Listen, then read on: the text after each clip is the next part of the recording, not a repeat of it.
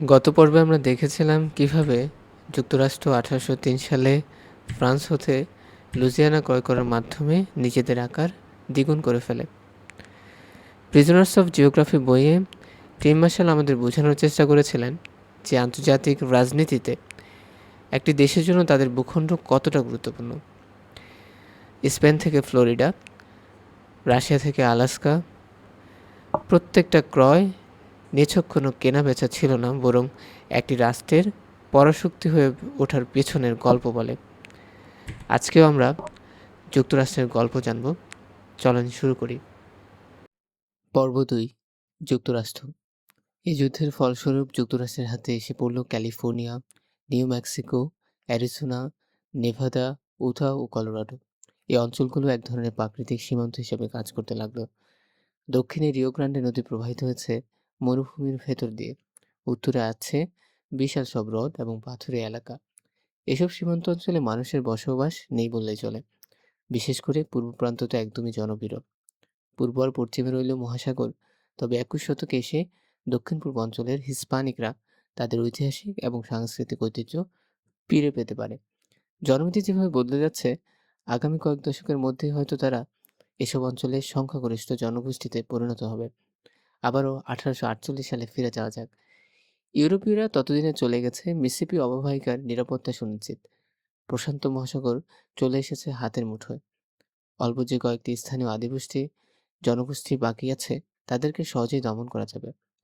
যুক্তরাষ্ট্রের সামনে আর কোনো হুমকি নেই। এখন টাকা উপার্জনের সময়, সাগর পাড়ি দিয়ে বাণিজ্য করার সময়। এছাড়া 3 দিকের 3 উপকূল রেখার নিরাপত্তাও নিশ্চিত করতে হবে। শুরু হলো পশ্চিমের সাথে অভিবাসীদের স্রোত। 1848-49 ক্যালিফোর্নিয়া গোল্ড রাশ আরও বহু মানুষকে আমেরিকায় টেনে নিয়ে এসেছিল পৃথিবীর সকল প্রান্ত থেকে। এমনিতেও তারা যেতই, কারণ আস্ত একটা মহাদেশীয় সাম্রাজ্য গঠনের ভূমিকা রাখার সুযোগ কে ছাড়াতে চায়। আর যুক্তরাষ্ট্রের যতই উন্নয়ন ঘটতে লাগলো, অভিবাসীদের স্রোতও তত বাড়তে থাকলো। পশ্চিমে বসতি স্থাপনের ব্যাপারে অভিবাসীদের উৎসাহিত করতে 1862 সালে প্রণয়ন করা হলো হোমস্টেড অ্যাক্ট। এই আইনে আবেদনকারীকে শর্ত সাপেক্ষে 160 একর করে সরকারি খাস জমি স্থায়ী বন্দোবস্তে দেওয়ার নিয়ম হলো। শর্ত হচ্ছে সামান্য ফি দিতে হবে এবং অন্তত 5 বছরে এই জমিতে চাষাবাদ করতে হবে। ইতালি, জার্মানি আর স্ক্যান্ডিনেভিয়ার দরিদ্র জনগণ স্প্যানিশ অধ্যুষিত ল্যাটিন আমেরিকার বদলে বেছে নিল যুক্তরাষ্ট্রকে। ল্যাটিন আমেরিকায় স্প্যানিশ জমিদারের ভূমিদাস হিসেবে কাজ করার বদলে নিজে এই জমির মালিক হয়ে যাওয়ার সুযোগ দিল যুক্তরাষ্ট্র। ফলে লোকজনও এই সুযোগ লুপে নিল। বাড়তে থাকলো আমেরিকায় অভিবাসীর সংখ্যা। 1867 সালে রাশিয়ার কাছ থেকে আমেরিকা কিনে নিল আমেরিকা মহাদেশের উত্তর পশ্চিম প্রান্তে অবস্থিত বরফ আচ্ছাদিত বিশাল এক এলাকা, Alaska. Secretary of state William Seward ছিলেন এই পরিকল্পনার কারিগর। সে সময় এটাকে বলা হচ্ছিল সুয়ার্ডের বোকামি। আলাস্কার জন্য দিতে হয়েছিল মোট $7.2 মিলিয়ন, প্রতি একরের জন্য 2 সেন্ট করে। এত টাকা দিয়ে বরফ কেনার জন্য তিনি ব্যাপকভাবে নিন্দিত হলেন। তবে 1896 সালে সেখানে বড় আকারের সোনার খনি পাওয়ার পর জনমত পাল্টাতে শুরু করলেন। কয়েক দশক পরে সেখানে বিপুল পরিমাণে তেলের সন্ধানও মেলে। 1869 সালে আন্তঃমহাদেশীয় রেলপথ উদ্বোধন করা হয়। এর মাধ্যমে এক সপ্তাহে দেশের এক প্রান্ত থেকে আরেক প্রান্তে যাওয়ার সুযোগ তৈরি হলো। আগে এই কাজটা করতে হলে কয়েক মাস লেগে যেত। আরও সে পথে ছিল ঝুঁকিপূর্ণ। ধন সম্পদে বলীয়ান হয়ে ওঠার সাথে সাথে নৌবাহিনীর শক্তি বৃদ্ধি করতে শুরু করলো যুক্তরাষ্ট্র। গোটা 19 শতক জুড়ে তাদের পররাষ্ট্রনীতি ছিল বহির্বিশ্বের সাথে বাণিজ্য সম্পর্ক বৃদ্ধি করা। এ সময় প্রতিবেশী দেশ ছাড়া আর কারোর সাথে বিবাদে জড়ায়নি তারা। গভীর সাগরে শুধু তাদের বাণিজ্য জাহাজে চলত, কিন্তু উপকূলের সুরক্ষার জন্য সাগরে নৌশক্তি মোতায়েনও জরুরি। আর এক্ষেত্রে একমাত্র বাধা ছিল স্পেন। মালভূমি থেকে স্পেন, কিউবা, পুয়ের্তো রিকো, বর্তমান ডোমিনিকান রিপাবলিকের কিছু অংশে তখন স্পেনের যে নিয়ন্ত্রণ বজায় ছিল। বিশেষ করে কিউবা ছিল মার্কিন নীতি নির্ধারকদের মাথা ব্যথার বড় কারণ।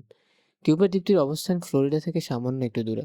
কিউবাকে দখল রাখতে পারলে কেউ নিউ অরলিন্স বন্দরে ঢোকা বা বের হওয়ার একমাত্র পথ ফ্লোরিডা প্রণালী এবং ইউকাতান চ্যানেল নিয়ন্ত্রণে রাখা সম্ভব। 19 শতাব্দীর শেষ ভাগে এসে স্পেনের শক্তি কমে এসেছিল, কিন্তু তাদের সামরিক শক্তি তখনও কমেনি। 1898 সালের স্পেনের বিরুদ্ধে যুদ্ধ ঘোষণা করে যুক্তরাষ্ট্র। এই যুদ্ধে তারা জয়ী হয় এবং স্পেনের কাছ থেকে আটলান্টিক অঞ্চলের কিউবা ও পুয়ের্তো রিকো এবং প্রশান্ত মহাসাগর অঞ্চলের গুয়াম ও ফিলিপাইন দখল করে নেয়। এই অধিগ্রহণগুলো ছিল খুবই গুরুত্বপূর্ণ। বিশেষ করে কৌশলগতভাবে গুয়ামও খুব গুরুত্বপূর্ণ একটা সম্পদ। আর কিউবার তো কথা আগেই বলা হয়েছে। কিউবাকে অন্য কোনো বড় শক্তি নিয়ন্ত্রণ করতে মার্কিনীদের বিপদ। কিউবার সাথে যুক্তরাষ্ট্র সংকট পুরনো। 1898 সালে স্পেনকে পরাজিত করে এই সংকট একবার নিরসন করা হয়। তারপর 1962 সালে দেখা দেয় কিউবান মিসাইল ক্রাইসিস।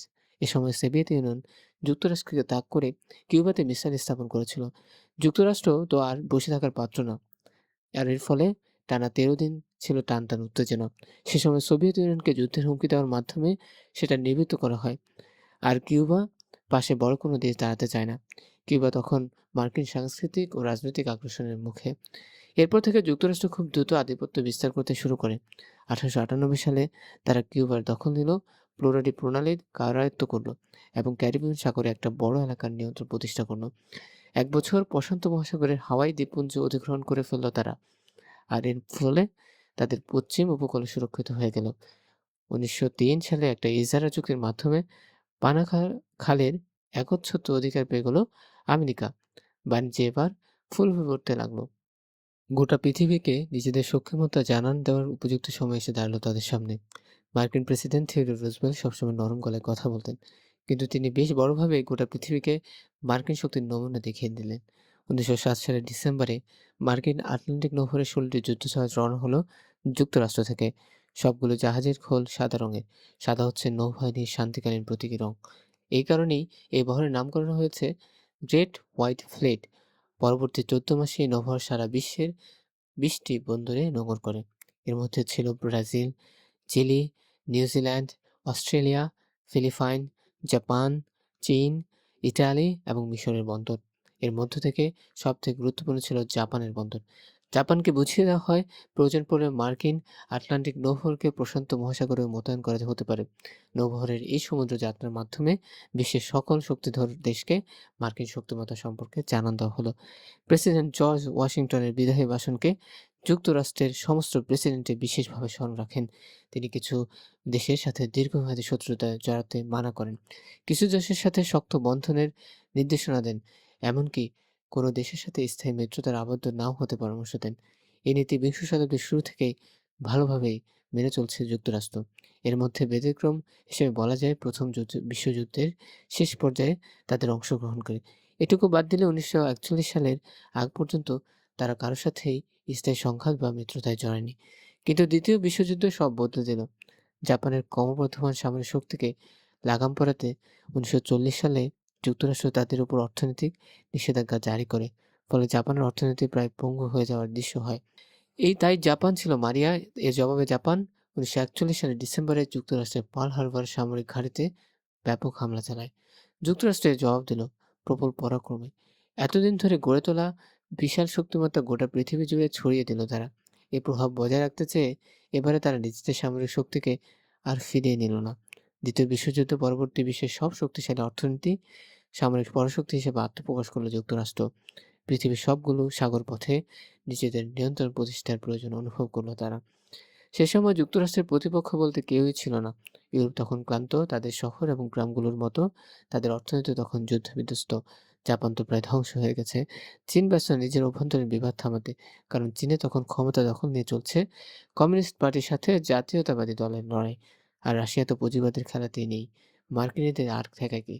ব্রিটিশরা 1 শতাব্দী আগেই বুঝতে পেরেছিল যে তাদের নৌশক্তির সামর্থ্য বাড়াতে গেলে দেশের বাইরে নানা জায়গায় ঘাঁটি নির্মাণ করতে হবে। তারা কিছু নির্মাণও করে ফেলেছিল, কিন্তু 19 শতকের শেষে তারা পরিণত হয় ক্ষয়িষ্ণু শক্তিতে। দ্বিতীয় বিশ্বযুদ্ধ চলাকালে মার্কিনিরা চকচকে চোখে ব্রিটিশ ঘাঁটিগুলোকে দেখে বলল, বাহ, চমৎকার তো! তখন থেকে এগুলো আমাদের। অবশ্য বিনিময়ে উপযুক্ত হলো মূল্য দিয়েছিল তারা। 1940-এর শরৎকালে ব্রিটিশরা হন্যে যুদ্ধজাহাজ খুঁজছিল। মার্কিনদের হাতে অতিরিক্ত 50টি যুদ্ধজাহাজ ছিল। তারা এই সুযোগ দিয়ে একটি চুক্তি করে ফেলল ব্রিটিশদের সাথে। চুক্তিটির নাম হলো ঘাঁটির বিনিময়ে যুদ্ধজাহাজ। ব্রিটেনের কাছ থেকে তখন বৈশ্বিক পরাশক্তি হওয়ার চাইতে জরুরি বিষয় ছিল যুদ্ধে টিকে থাকাটা। পশ্চিম গোলার্ধে অবস্থিত তাদের প্রায় সকল নৌঘাঁটি তারা যুক্তরাষ্ট্রের হাতে তুলে দেয়। একটা শক্ত অবকাঠামো ছাড়া উন্নত রাষ্ট্র হওয়া যায় না। রাষ্ট্র করতে লাগে বন্দর, রানওয়ে, তেলের ডিপো, ডকইয়ার্ড লাগে বিশেষ বাহিনীর জন্য প্রশিক্ষণের এলাকা। জাপানের পতনের পর পূর্ব দিকে অর্থাৎ প্রশান্ত মহাসাগরীয় অঞ্চলে এইসব অবকাঠামোর নির্মাণ শুরু করল যুক্তরাষ্ট্র। প্রশান্ত মহাসাগরের ঠিক মাঝামাঝি অবস্থিত গুয়াম তো আগে থেকেই তাদের দখলে ছিল। এবারে পূর্ব চীন সাগরে অবস্থিত জাপানি দ্বীপ ওকিনাওয়াতে ঘাঁটি তৈরি করলো আমেরিকা। সমুদ্রের পাশাপাশি ভূমির দিকেও সতর্ক নজর রাখলো মার্কিনিরা। মার্শাল প্ল্যান অনুযায়ী 1948 থেকে 51 সালে ইউরোপ পুনর্গঠনের যাবতীয় খরচ যুক্তরাষ্ট্র বহন করেছিল। এ কারণেই তারা নিশ্চিত হতে চাইল সোভিয়েত ইউনিয়ন যেন কোনোভাবেই এই পরিকল্পনায় বাগড়া দিয়ে আটলান্টিক উপকূলে চলে না আসতে পারে। তারা জার্মানিতে ঘাঁটি বানিয়ে উত্তর ইউরোপীয় সমভূমিতে সোভিয়েত সামরিক বাহিনীর মুখোমুখি হয়ে দাঁড়িয়ে গেল। 1949 সালে ন্যাটো গঠিত হয়। ইউরোপ আর উত্তর আমেরিকা সামরিক জোট হিসেবে এই সংগঠনটি গড়ে তুলতে মূল ভূমিকা রাখে ওয়াশিংটন। আর এর মাধ্যমে ইউরোপের সম্মিলিত সামরিক শক্তির নেতৃত্ব তাদের হাতে চলে আসে। ন্যাটোর বেসামরিক প্রধান একজন ইউরোপীয় হয়ে থাকে। এবছর একজন বেলজিয়ান, পরের বছর একজন ব্রিটিশ, কিন্তু সামরিক প্রধানের পদে সবসময় একজন মার্কিনী থাকবে। এটাই অলিখিত নিয়ম। এখন পর্যন্ত যুক্তরাষ্ট্রের ন্যাটোর প্রধান সামরিক শক্তি। চুক্তিতে যাই লেখা থাকুক না কেন, নেটোর সামরিক প্রধান ওয়াশিংটনের কাছে জবাবদিহি করতে বাধ্য। এমনকি ওয়াশিংটনের সম্মতি ছাড়া ন্যাটোভুক্ত কোনো দেশ নিজস্ব নৌনীতি বাস্তবায়ন করতে পারে না। 1956 সালের সুয়েজ খাল নিয়ে সংকটের সময় বিষয়টা স্পষ্ট হয়। সে সময় ওয়াশিংটনের চাপে সুয়েজ খালের নিয়ন্ত্রণ ছেড়ে দিতে বাধ্য হয় ফ্রান্স এবং যুক্তরাজ্য। আর এর ফলে মধ্যপ্রাচ্যে তাদের প্রভাব পায় পুরোটাই খোয়াতে হয়। ন্যাটোর 4 প্রতিষ্ঠাতা সদস্য আইসল্যান্ড, নরওয়ে, ব্রিটেন এবং ইতালি তাদের সকল ঘাঁটি ইচ্ছামতো ব্যবহারের অনুমতি দিয়েছে যুক্তরাষ্ট্রকে। উত্তরের আটলান্টিক এবং ভূমধ্যসাগরের পাশাপাশি প্রশান্ত মহাসাগরে বর্তমানে মার্কিন কর্তৃত্ব প্রতিষ্ঠিত হয়েছে। 1951 সালে অস্ট্রেলিয়া আর নিউজিল্যান্ডের সাথে জোট বাঁধার ফলে মার্কিন নিয়ন্ত্রণে আসে প্রশান্ত মহাসাগরের দক্ষিণ অঞ্চল। আর প্রশান্ত মহাসাগরের উত্তর অঞ্চলে তাদের নিয়ন্ত্রণে আসে 1950 থেকে 53 সালে কোরিয়ান যুদ্ধের পর। বর্তমানে যুক্তরাষ্ট্রের 2টি ম্যাপ আমরা সচরাচর যে ম্যাপটি দেখি, সেখানে প্রশান্ত মহাসাগরের উপকূলের সিয়াটল থেকে পূর্ব দিকে শৈবাল সাগর পর্যন্ত দেখানো হয়। অন্য ম্যাপটিতে দেখানো হয় যুক্তরাষ্ট্রের ভূরাজনৈতিক ক্ষমতার দম্ভ।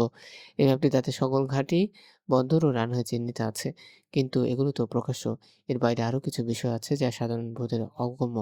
যেমন কোন অঞ্চলে কি ঘটলে কোন দেশকে মিত্র বা কোন দেশকে প্রতিপক্ষ হিসেবে পাওয়া যাবে, বিশ্বের প্রতিটি শক্তিশালী দেশই জানে তারা যদি কোথাও ঝামেলা পাকায়, যুক্তরাষ্ট্র চাইলেই সেখানে নাক গলাতে পারে।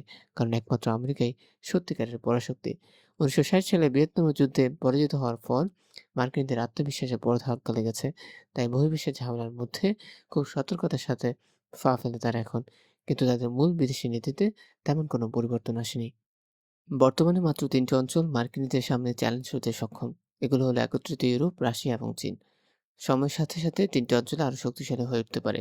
তবে এর মধ্যে 2টি অঞ্চল এখনও তাদের সামর্থ্যের চূড়ান্ত সীমায় পৌঁছে গেছে। এর চাইতে সামনের দিকে যাওয়ার আর কোনো তেমন সম্ভাবনা তাদের নেই। এই 2টি অঞ্চল হলো ইউরোপ আর রাশিয়া। ইউরোপীয় ইউনিয়নের মাধ্যমে একজোট হয়ে অভিন্ন বৈদেশিক নীতি ও প্রতিরক্ষা নীতি বাস্তবায়নের স্বপ্ন দেখেছিল ইউরোপ। কিন্তু সেই স্বপ্ন ধীরে ধীরে ভেঙে যাচ্ছে। ইউরোপীয় ইউনিয়নভুক্ত দেশগুলো প্রতিরক্ষা খাতে ব্যয় কমিয়ে দিয়েছে। ফলে নিরাপত্তার জন্য যুক্তরাষ্ট্রের মুখোমুখি হয়ে থাকা ছাড়া আর কোনো উপায় নেই তাদের। 2008 সালের অর্থনৈতিক মন্দায় ইউরোপ অনেকটাই নুজু হয়ে গেছে, হারিয়ে গেছে আগ্রাসনের ক্ষুধা। নতুন এলাকা জয় করার ইচ্ছা নেই, সামর্থ্য গেছে কমে। 1990 সাল পর্যন্ত মার্কিনদের জন্য প্রধান দুশ্চিন্তার কারণ ছিল রাশিয়া। কিন্তু অর্থনৈতিক দুর্বলতা রাশিয়ানরা কখনোই কাটিয়ে উঠতে পারেনি। সামর্থ্যের বাইরে গিয়ে সামরিক শক্তি বৃদ্ধি করা আর যত্রতত্র সেই শক্তির প্রয়োগ দেশটির অর্থনীতিকে একেবারে দুর্বল করে দিয়েছিল। গুলাগের মতো শ্রমিকের ক্যাম্পে ভয় দেখিয়ে কৃষিতে ভর্তুকি দিয়েও দেশের জনগণের সমর্থন কখনো আদায় করতে পারেনি কমিউনিস্টরা। 1991 সালে সোভিয়েত ইউনিয়ন ভেঙে যাওয়ার ফলে সামরিক শক্তি সীমিত হয়ে যায়। সাম্প্রতিক সময়ে পুতিনের রাশিয়া ঘুরে দাঁড়ানোর চেষ্টা করলেও যুক্তরাষ্ট্রের চোখে তা হুমকির বদলে উপদ্রব হিসেবে বিবেচিত হচ্ছে। 2014 সালে প্রেসিডেন্ট ওবামা বলেছিলেন, রাশিয়া এখন বড়জোর একটা আঞ্চলিক শক্তি। কিছুটা অত্যুক্ত মনে হলেও একেবারেও যে ভুল বলেছেন তা বলা যায় না। প্রথমে অধ্যায়ে রাশিয়ার ভৌগোলিক বন্ধুত্বের কথা আলোচনা করা হয়েছে, সেগুলো এখনো বলবৎ হয়েছে। বৈশ্বিক সমুদ্রপথে যাওয়ার মতো উষ্ণ পানি বন্দর এখন নেই তাদের কাছে। বাল্টিক সাগর, উত্তর সাগর হয়ে অথবা কৃষ্ণ সাগর ও ভূমধ্যসাগর হয়ে আটলান্টিকে পৌঁছানোর মতো সামরিক সক্ষমতাও তাদের নেই। 2014 সালে ইউক্রেনের সরকার বদলের পেছনে যুক্তরাষ্ট্রের ভূমিকা ছিল। মার্কিনরা সবখানে গণতন্ত্রের শাসন প্রতিষ্ঠা করতে চায়। ইউক্রেন ক্ষমতার বদলের পেছনে গণতন্ত্র প্রতিষ্ঠার পাশাপাশি উদ্দেশ্য ছিল ইউক্রেনকে রাশিয়ার প্রভাব বলয় থেকে বের করে আনা এবং পুতিনকে দুর্বল করে ফেলা। গত দশকে আমেরিকা ব্যস্ত ছিল ইরাক এবং আফগানিস্তান নিয়ে। এই সুযোগটাকে কাজে লাগিয়ে নিজেদের আশেপাশের অঞ্চল কব্জা করে নিয়েছে রাশিয়া। কাজাখস্তানে ঘাঁটি বসেছে, দখল করে নিয়েছে জর্জিয়ার কিছু অঞ্চল। খানিকটা দেরিতে হলেও যুক্তরাষ্ট্র বর্তমানে রাশিয়া আগ্রাসনে লাগাম পরাতে চেষ্টা করছে। ইউরোপ নিয়ে যুক্তরাষ্ট্রের চিন্তা নেই। ন্যাটোর ব্যাপারে তারা খুবই আন্তরিক এবং নিজেদের স্বার্থে আঘাত লাগলে ইউরোপে তারা অনেক সময় সরাসরি হস্তক্ষেপ করে। রাশিয়াকে তারা এখন শুধু ইউরোপ কেন্দ্রিক সমস্যা হিসেবে ধরে। তারপরেও রাশিয়ার ব্যাপারে তাদের আলাদা নজর আছে। আর বাকি রইল চীন। পরাশক্তি হিসেবে চীনের উত্থান ঘটেছে। অনেক বিশ্লেষক বলে থাকেন, ২১ শতকের মাঝামাঝি গিয়ে পরাশক্তি হিসেবে মার্কিন যুক্তরাষ্ট্রকে ছাড়িয়ে যাবে তারা। চীনের উত্থানের ব্যাপারে আমরা ২য় অধ্যায়ে আলোচনা করেছি। এত দ্রুত তারা আমেরিকা ছাড়িয়ে যেতে পারবে বলে ব্যক্তিগতভাবে আমার মনে হয় না। আরও ১ শতাব্দী লেগে যেতে পারে। অর্থনৈতিকভাবে চীন প্রায় যুক্তরাষ্ট্রের সমকক্ষ হয়ে উঠেছে। ফলে তারা অনেক জায়গায় প্রভাব বিস্তার করতে সক্ষম হয়েছে।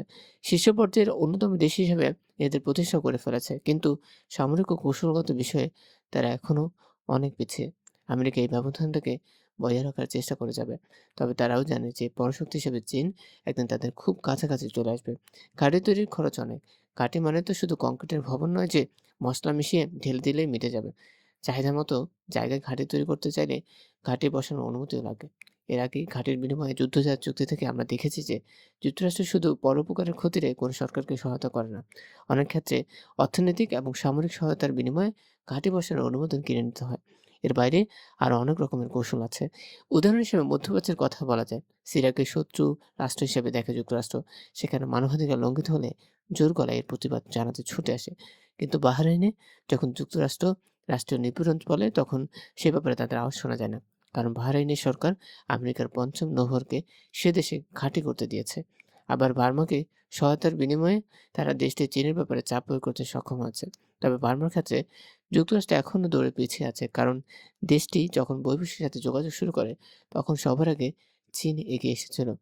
আবার জাপান, থাইল্যান্ড, ভিয়েতনাম, দক্ষিণ কোরিয়া, সিঙ্গাপুর, মালয়েশিয়া এবং ইন্দোনেশিয়ার ক্ষেত্রে বিষয়টা সম্পূর্ণ আলাদা। এই দেশগুলো তাদের বৃহৎ প্রতিবেশী চীনের আগ্রাসী নীতি সম্পর্কে ইতিমধ্যে উদ্বিগ্ন হয়ে আছে। এ কারণে তারা নিজের ওয়াশিংটনের সাথে ক্ষতি রাখতে আগ্রহী। বিভিন্ন বিষয় নিয়ে তাদের নিজেদের মধ্যে বিরোধ আছে। তবে এইসব বিরোধের চেয়ে নিজেদের একতাবদ্ধ হওয়াটাই বেশি গুরুত্বপূর্ণ মনে হচ্ছে তাদের কাছে। নাইলে চীন ধীরে ধীরে সবাইকে গ্রাস করে নেবে। ধন্যবাদ সবাইকে যারা ভিডিওটি শেষ পর্যন্ত দেখেছেন। আজকে এই পর্যন্তই এবং পরের পর্বে আমরা যুক্তরাষ্ট্র অধ্যায়টি প্রিজনার্স অফ জিওগ্রাফি বই থেকে শেষ করব। সে পর্যন্ত ভালো থাকবেন, সুস্থ থাকবেন। আসসালামু আলাইকুম।